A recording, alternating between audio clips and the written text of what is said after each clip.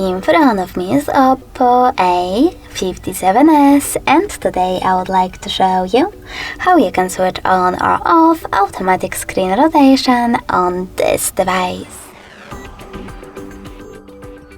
First of all, go into Tab menu. Now look for Auto Rotate icon, and when you find it, click on it. As you can see, mine is white. That means that auto rotation is disabled, but you can always enable it by tapping on the same shortcut. If you wish though, you can always go into settings as well and tap on display and brightness.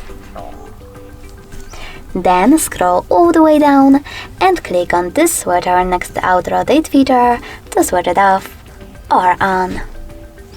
Thanks so much for watching. If you enjoyed this video, leave a like, comment and subscribe. Bye!